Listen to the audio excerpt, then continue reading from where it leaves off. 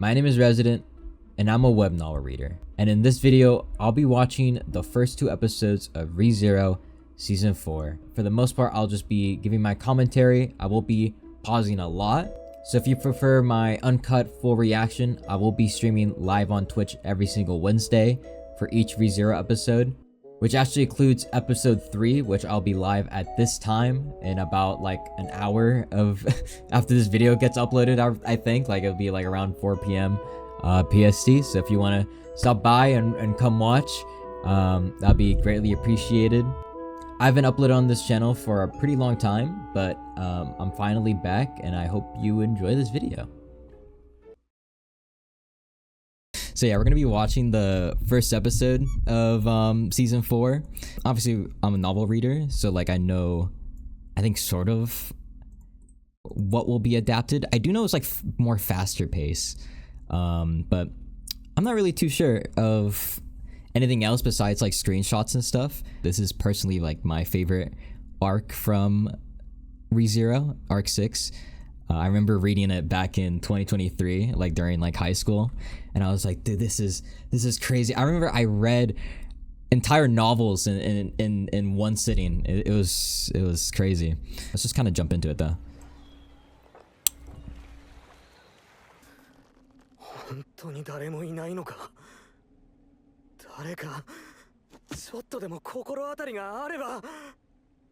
Yeah.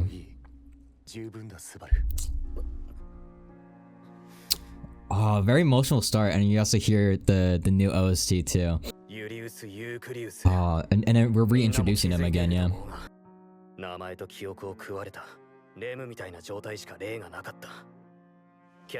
Yeah, so it's like reintroducing that Gluttony is going to be sort of the main antagonist for this season. Gluttony has given us the most problems so far, and I think with Julius has sort of sealed the deal.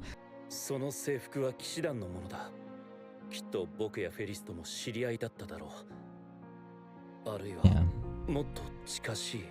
This scene here really hits home when you put into account content like Volume EX4, where you get to see Julius and Felix and Reinhardt work together, and you know, these aren't just like random people to Julius. These are people that he loves, and just kind of having them all forget has to be like heartbreaking.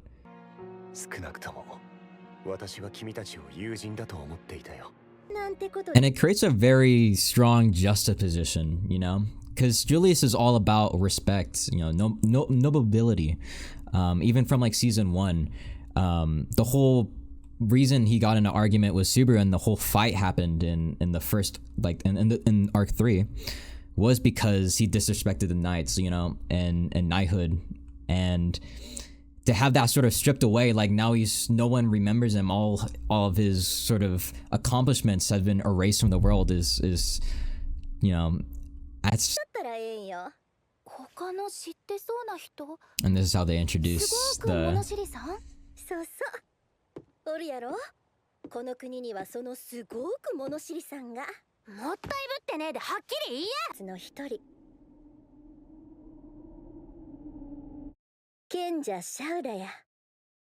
Yeah, Shala the Sage. So yeah, a lot of stuff got cut there, and it sort of makes sense, you know. From what I understand, I think this volume they're adapting, which is I think 21, is being turned into I think 3 episodes, which is not a lot of time. But something that was a strong highlight for me that got cut here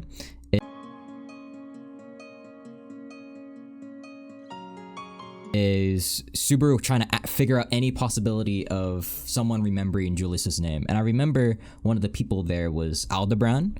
I remember Subaru was trying to ask any possible person who might have remembered Julius, and one of the people he asked was Aldebaran, because if you don't know already, Aldebaran was also sent here. He was also isekai'd. And even though we sort of know he has some sort of weird authority from season 3, even he doesn't remember Julius, which I thought was pretty interesting, you know. And it also puts into, I guess, puts a significance on Subaru's return by death being sort of something a part of, I guess, remembering and Gluttony's authority as a whole, you know. I just thought that was worthy pointing out.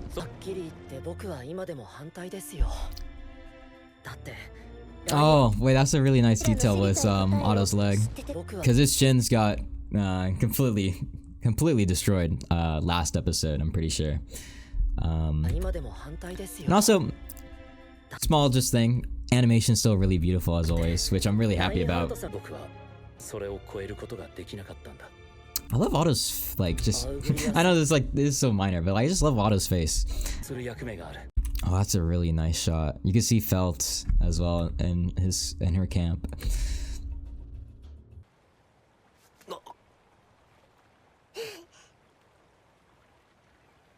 Oh. I think, oh wow, I didn't expect them to adapt this, I think. This is an interlude between arc 5 and 6. Oh, never mind. I thought maybe they're just hinting at that. But arc 5 ended with them leaving Pristella. But there was 3 interlude chapters before arc 6, which included kind of clearing up Garfield's sort of role in Pristella, because he still has some things left to do, which I don't know if they're gonna adapt more of it, but it looks like they were.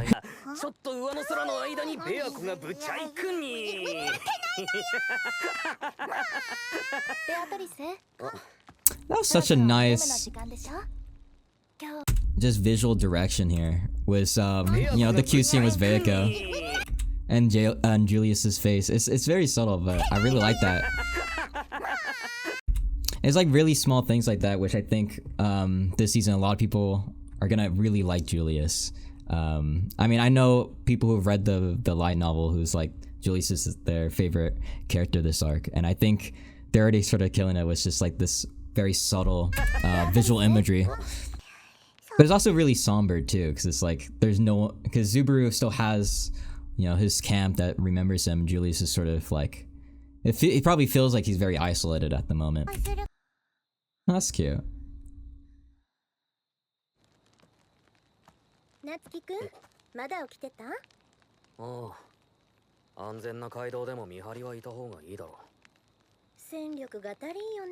Isn't this kind of like a weird pairing for anime onlys?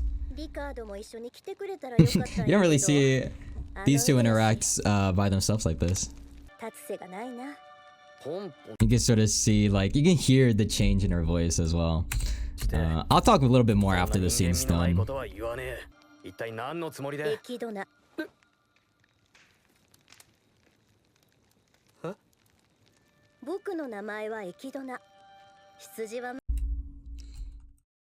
I mean, I don't know how the anime onlys felt during this scene, but I think this is really,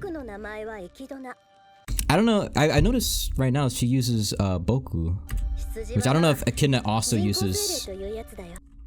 I mean, that's probably, I mean, I know, like, I'm sort of trying to, like, be surprised, but obviously I know this twist, but I think just, like, direction, judging based off, like, sort of the direction and putting myself through an anime only perspective, it has been a while since we've heard Echidna's name, so I feel like it is kind of like, what?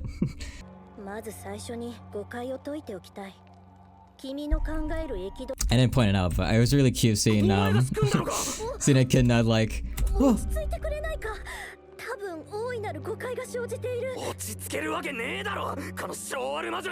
Like, you could, I think, or maybe I'm biased because obviously I know Anastasia and Echidna's different personalities, but I feel like her personality, even through like anime only perspective, like feels really different right now.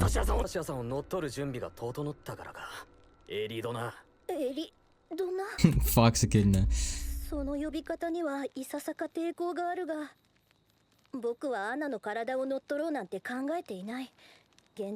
I forgot what they called her, what nickname he called her in the novel. I think I just kind of consider her just Echidna.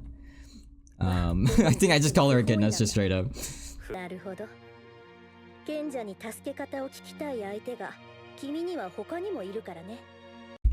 It's not bad, just a bit over long and sudden. Oh wait, yeah, this scene was my only gripe with the episode. Interesting. Sorry, I haven't been saying anything because I was just like, I wasn't sure if I want to like wait until the scene is over to talk about it or just sort of let it play out since it's sort of just explaining it for me. There you go. And I think this scene will end here. I think this is a good time to pause for a second here. But yeah, this scene has been altered a little bit. Originally, this scene took place, I think, even before we found out Julius lost his name. It was back in Priscilla. So the only thing is like the setting is different. They're covering this while they're on the road to their destination. But I didn't really have too much of a gripe of how they animated it. I don't think they. I think it makes sense. I mean, I think for the most part it's pretty similar. Just the setting change. I thought it was fine, but maybe I'm just biased. You know, obviously you're hearing from my perspective as someone who's read the novels, right? So at some point they have to sort of address this because it's an important part in this season, and also Anastasia's character. And I would say I like this. I liked how they ended up doing it, especially since Anastasia as a character in the anime, you don't really get to see a lot of moments with her. So seeing this sort of reveal that she's currently being possessed by her artificial spirit gives more of a tie to the mystery of Arc 6, right? So she's not just like and not saying she was sort of purposeless before, but it's just sort of like there's more of a viewer engage with Anastasia now because there's this big reveal. It's like, okay, so now she has her own problem, her own sort of mystery going on. Plus, Julius lost his name. No one remembers him, so it sort of creates a situation where like these two characters are, we get to sort of learn more about them in a weird way. I think I would have liked it better if they led more hints to the situation beforehand. That's the thing though. I would say they sort of I think with the ReZero anime, they're a little bit too subtle with the foreshadowing, and sometimes they'll cut content or context that is supposed to be obvious to you, but they make it a little bit too subtle. This is actually hinted at in season 3. In season 3, episode, I think 15, 14, Aldebaran, after the fight with Capella, and he meets up with Anastasia and Felix, and maybe I'll like in the video, I'll like put like footage or something. After he meets up with them, he realizes Anastasia used magic. That was when Aldebaran realized that there's something off with her, that she might be the fake, or she might be Capella, because Anastasia can't use magic. Her gate is broken. But Echidna is able to, even if it puts strain on Anastasia's body. So it was hinted that there is something weird going on with Anastasia. I think the issue with the anime is that they're very subtle. Like, unless you know that context, or like you're rewatching it, it's like, oh, there we go. Oh my gosh, wait, let me like admire this scene real quick, because it's been a while since we last seen the entire group here. Yeah, we see Ram, Frederica. Roswell is really goofy in this style. He's like so happy. And then Petra, of course. Petra's I think after current events in the light novel, she's like, I think Petra's like top 5. So I'm sad that Petra's not gonna be coming with us. Crazy shot. That actually took me back. It's been so long. Yeah, because it's like Arc 5. I think with a lot of the arcs in ReZero, it's like besides like maybe Arc 2. But even then, it's like a lot of the characters and stuff, we're always at a different destination. There's no like arc where like we're standing still, you know? There's no like training arc, you know? It's always like something new is going on.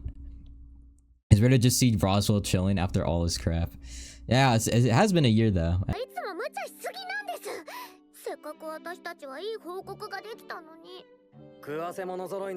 Oh, Petra looks so much older. I know I pointed that out in season 3, but doesn't she just seem like even more older than before? Like if you're rewatching season 2, like keep a mental note, or like season 2 or season 1, keep a mental note of like how Petra looks in those seasons. Like she does like have like a glow up. But that's probably just like the art style. Like look how much taller Petra is in comparison to Beatrice. They were both the same height in season 2.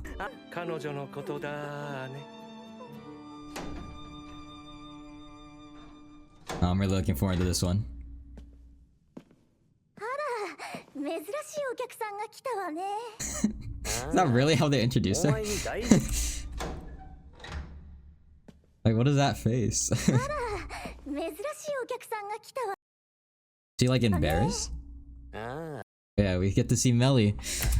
I wonder, cause I mean, to be fair, if you're like watching trailers and openings, you probably already know Melly's coming back, or like already kind of familiar with her. But I wonder if like a lot of people are gonna assume she's like a new character, unless they do like a flashback here. I never thought she'd come back, honestly. See, that's the thing with ReZero, is that in the end, like even the characters from that you'll see for like a nanosecond in like a random scene that you might think is just like a random NPC, might end up being like one of the most important characters for an arc. Like the way that Tappei just brings back characters that in any other anime would kind of just have their singular purpose and that's it. He comes back and rewrites an entire whole storyline and strong connection to Subaru is really interesting. I think I kind of wish they made a new OST theme for her, because the theme that's playing right now is Petra's theme, which is fitting, but which I guess I guess it's cute, but it would have been nice to have her own theme too. There's a cute little introduction here. I think as well, this scene is kind of altered. I think Amelia and I think Anastasia was here. Yeah, this is the illustration. So Amelia and Anastasia kind of like walked in on her playing with the dolls. Yeah, 君は本当にとんでもない男だ。それを改めて実感して。そうか。Oh, I think this scene is definitely like altered, because I don't remember this specific scene, so it might have took place somewhere else, but I'm really glad wherever this scene was, it made it into this episode, because this is almost probably the most necessary way of a very unique way of building Julius's character too, because as I previously stated, he's a very prideful guy, so seeing a side of him where all of that is sort of stripped away creates for a very extremely uncomfortable and frustrating position for him. So seeing him sort of overcome that, even in just this first episode, it has been really great. I'm really happy how they're adapting it so far.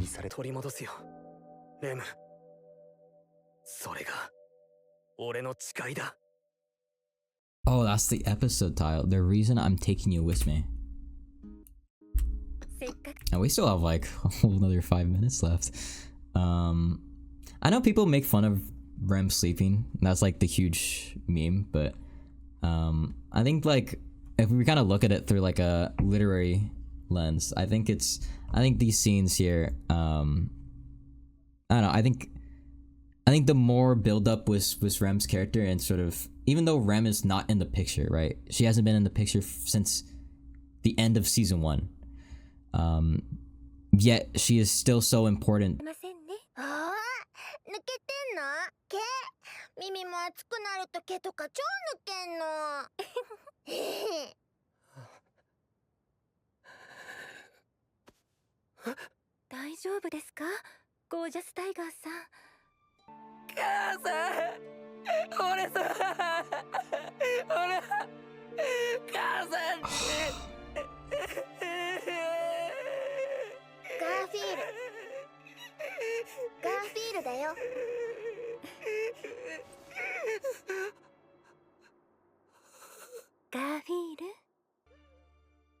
Oh man, yeah.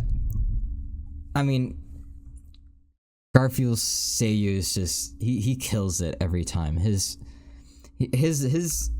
I don't think there's very few Seiyus that evoke so much emotion.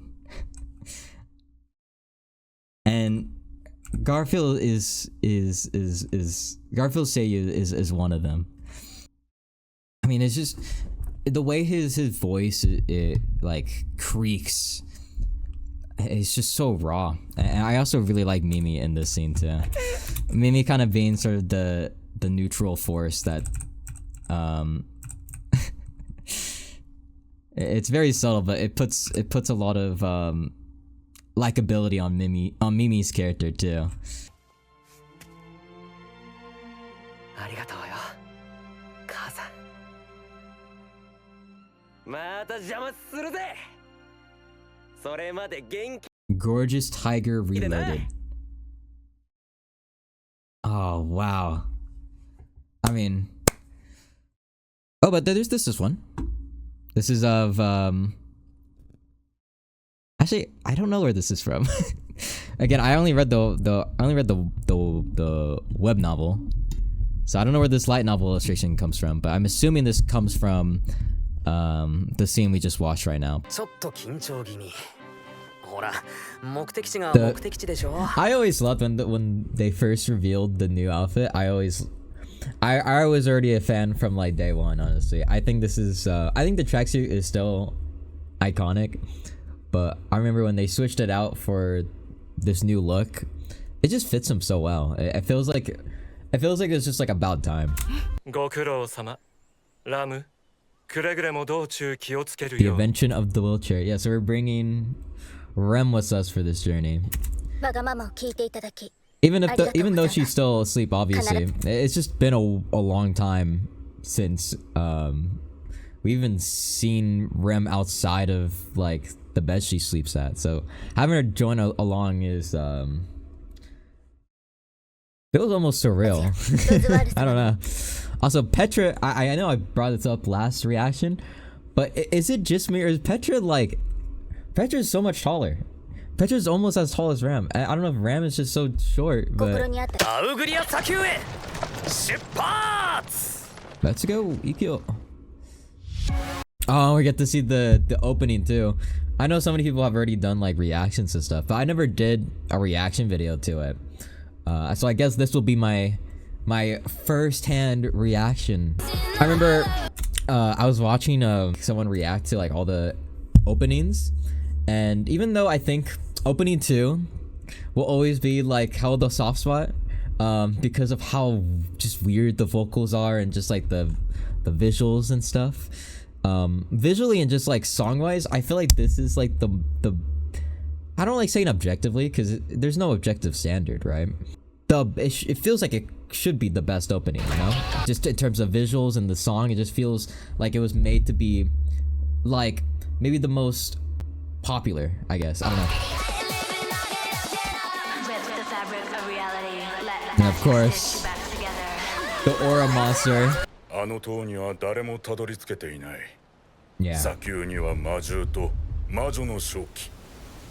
Oh wow. That's so like, that's such a nice detail. I don't even remember this. If you're ever lost, look for the bird.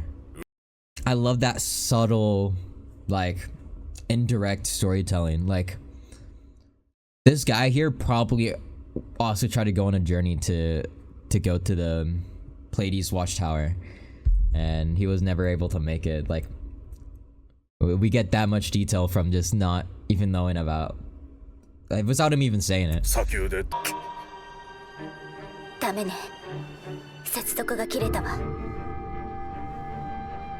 Uh-oh. スバル、これ以上ラムに負担をかけられないわ。エミリア様、他に適任者がいません。ラムにしか果たせない役割ですから。メイリー、地中にいる魔獣の報告は省いて。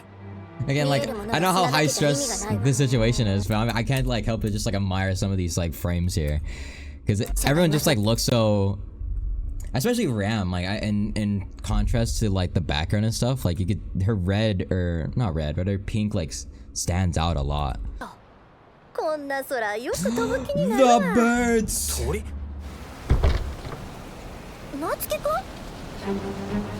Oh. Oh god, what's gonna happen? I'm at the.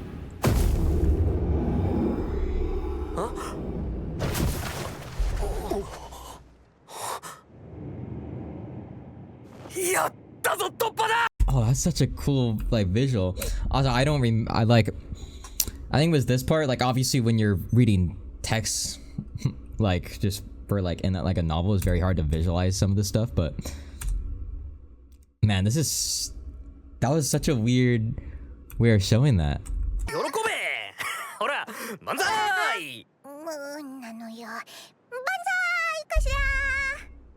What the hell was that? Why did Beatrice do that? I've never seen Beatrice do that once. That was so funny though.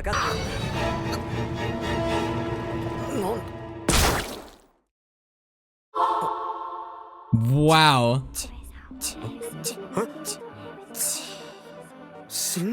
So sudden.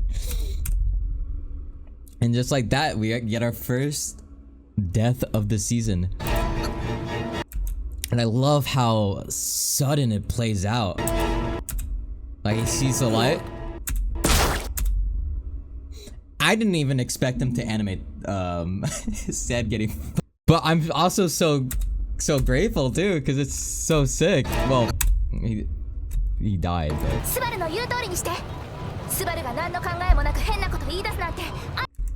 I like how they all sort of like recognize that. No, but Ram should be aware of this though, because I remember in season 2, even she pointed out, like even in the anime, like she pointed out that like Subaru does have really like Subaru is an idiot, but she also recognizes that he's an idiot with like really good intuition. So crazy work.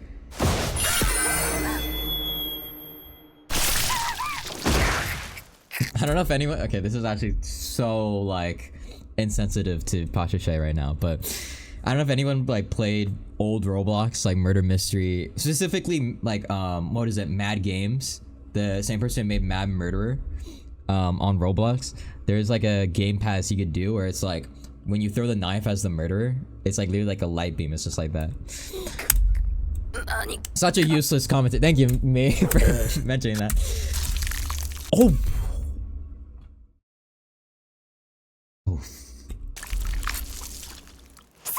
That's Gore, my favorite character.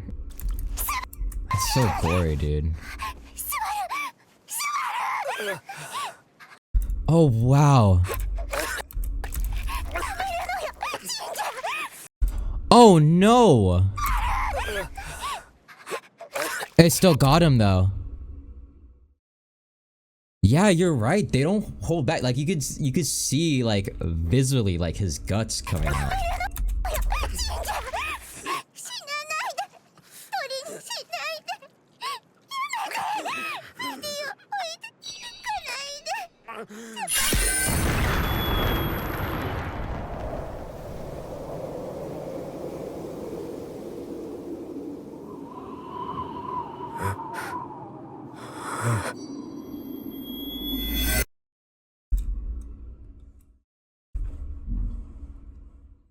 That is so horrific. That's so sad. And if it wasn't for the fact that like I knew this was coming, this would genuinely be like I knew this was coming, and my I don't even know what to say. Like I can't even like I need to like think for a second.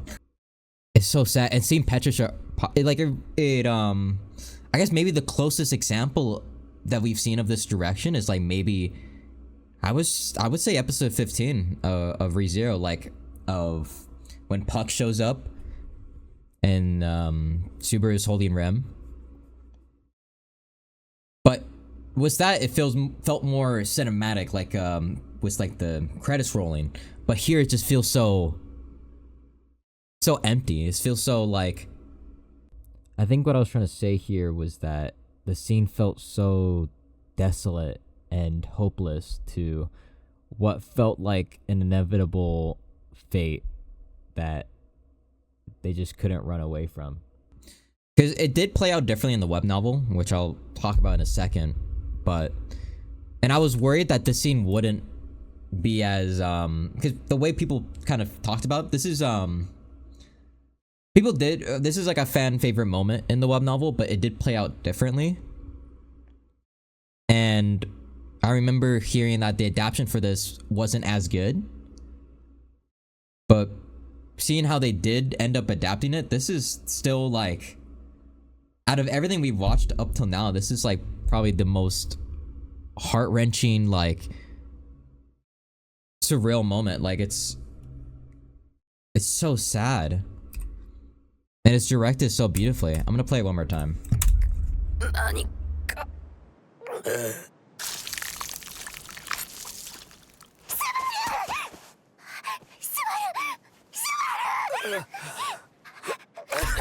Yeah, I was expecting the scene to be butchered, so I was shocked by how good the direction is. Yeah, that's like literally I genuinely thought, like, cause I love this scene in the web novel, and I was worried that like, oh well, it's not gonna be adapted as well, but it's okay. This was still adapted, like, I want to say, I don't know if beautifully is the right word, just because of how tragic it was, but in terms of direction, like, it's still, the right word is impactful. It still is an extremely impactful scene, especially with how, here, I'm just gonna play it again without talking.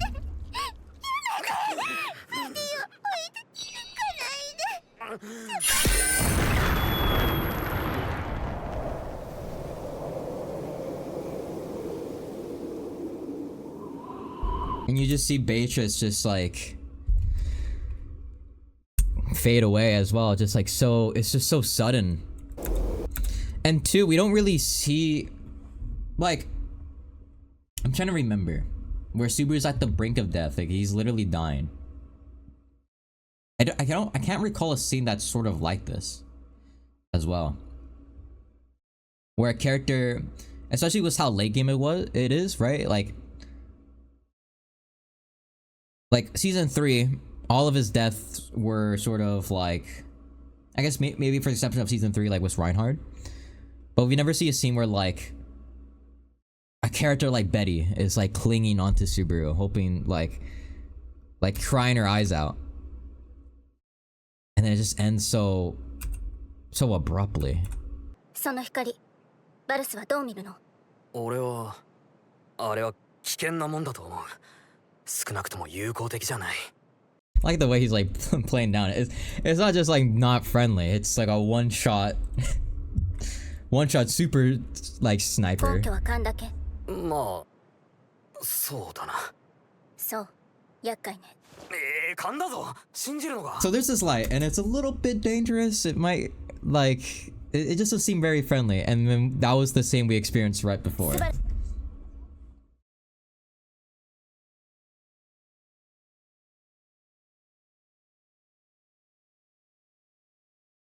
バルスを Whoa. It's watching you. Holy sh. 見ている。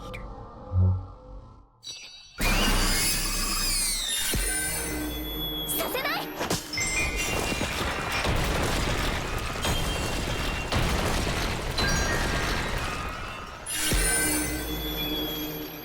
せい。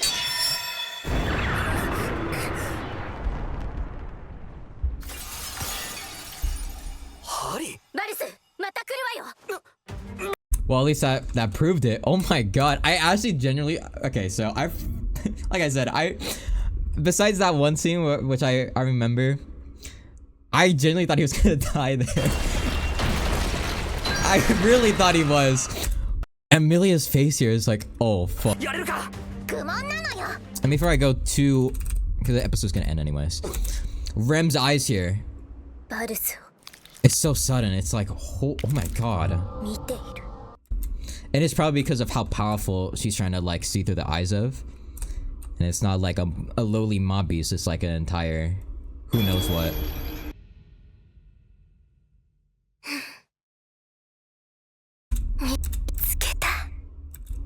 Breakthrough sand. Breakthrough sand time.